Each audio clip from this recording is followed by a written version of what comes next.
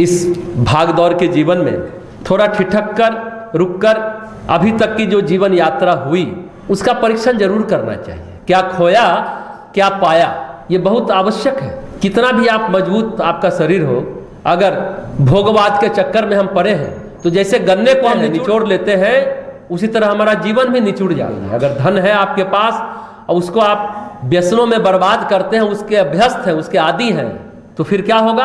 आपका जो खर्च है ना, अजगर की तरह आपको निगल जाएगा। तो आप अपनी समीक्षा करिए कि हम क्या कर रहे हैं। और सबसे अच्छी बात है जो परम पूज्य गुरुदेव ने कहा ना, जो अच्छा व्यवहार नहीं करते हैं उनको सम्मान नहीं मिलता। आता जिसको व्यवहार नहीं, पाता है वह तो प्यार नहीं। घर में भी उपेक्षा पाता है, चलनी में दूध लगाता है। घर में भी वो कोने में पड़ा रह जाता है। बहुत बड़ी बात है व्यवहार। व्यवहार बहुत बड़ी चीज है। और पढ़ लिख कर भी कड़वी वाणी जैसे हो सागर का पानी। ज्ञान का अहंकार हो जाता है, अरे हम तो बड़े MA PhD हैं, हम तो डॉक्टरेट है, फलाना है, ठिकाना है। इसका जब अहंकार होता है तो फिर आप कड़वी वाणी ही बोलते हैं। फिर क्या होगा? आपका ज्ञान नहीं रह जाएगा। क्या हो जाएगा? सागर के पानी की तरह नमकीन हो जाएगा, खारा हो जाएगा, जिसको कोई नहीं पिएगा, गले में उतर ही नहीं पाएगा।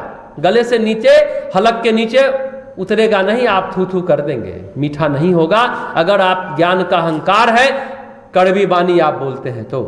इसलिए हम सारे दोषों को, दुर्गुणों को छोड़ें, सद्गुणों से जोड़ें, तो हमारे अंदर देवत्व का उदय हो जाएगा। मनुष्य में देवत्व का उदय और धरती पर स्वर्ग का अवतरण, जो गायत्री परिवार का लक्ष्य है, वो पूरा हो जाएगा।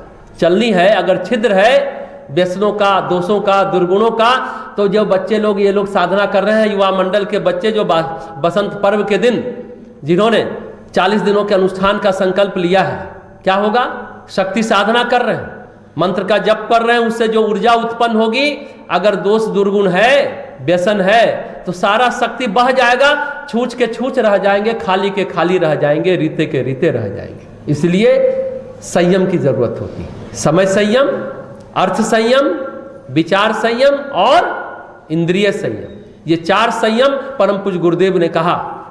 यानी टाइम मैनेजमेंट करिए और थॉट मैनेजमेंट है, विचारों का, सोच का भी प्रबंधन करिए। समय का प्रबंधन तो करिए ही कि कब उठना है, कब बैठना है, दिनचर्या आपकी कैसी होनी चाहिए। हम लोगों ने आपको बताया था कि सुबह उठिए, प्रातः काल स्वर्णिम काल है, हमने सबको बताया था।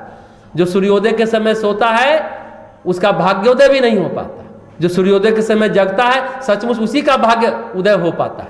ये बहुत महत्वपूर्ण बात है। हमने आपको कहा था सुबह उठ करके पानी पीजिए, उषा पान करिए। एक और बात हमने कही थी, नाभि में तेल लगाने के लिए 3 बूंद तेल नाभि पर लगाइए। नाभि घिसक डिग जाता है ना, नाभि जब घिसक जाता है तो आदमी बीमार हो जाता है।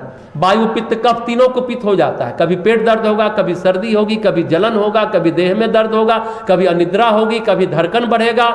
सिर्फ नाभि में सरसों तेल आप 3 मिनट तक लगाइए। बात को समझिए, इसको गंभीरता पूर्वक। 80% बीमारी आपकी ठीक हो जाएगी, पढ़ाई में मन लगेगा, नाभि अगर सही है तो। नाभि में तेल लगाइए, ऐसे भी होंठ नहीं सूखेगा, होंठ नहीं फटता है, कहते हैं सामान्य यही बात है। जोड़ों का दर्द जाता है, पैर में ताकत आ जाती है, पित्त नहीं बढ़ता, एसिडिटी नहीं बढ़ती, गैस नहीं बनता है। आप नाभि में 3 मिनट तेल को लगाइए, नख में लगाइए, तलवे में लगाइए, सोते समय नाक में डालिए। जो प्रदूषण है, जो वायु प्रदूषण है, जो एलर्जी आजकल लोगों को होती है, और ये जो कोविड है, सिर्फ तेल लगाने से, नाक में डालने से, पैर के नखों में और हाथ के नखों में, हाथ के हथेली में, पैर के तलवे में लगाने से आप स्वस्थ निरोग होते जाएंगे, प्रसन्न रहेंगे, डिप्रेशन नहीं होगा, निराशा नहीं होगी, हताशा नहीं होगी, एकाग्रता आएगी। ये काम हम समझते हैं, हमने पहले बताया था, इसको आप करते होंगे। नहीं कर रहे हैं तो आप चेत जाइए, करिए। आपको दवाई की जरूरत नहीं पड़ेगी साहब, आप ठीक होते चले जाएंगे, निरोग होते चले जाएंगे, सब अच्छा होता चला जाएगा।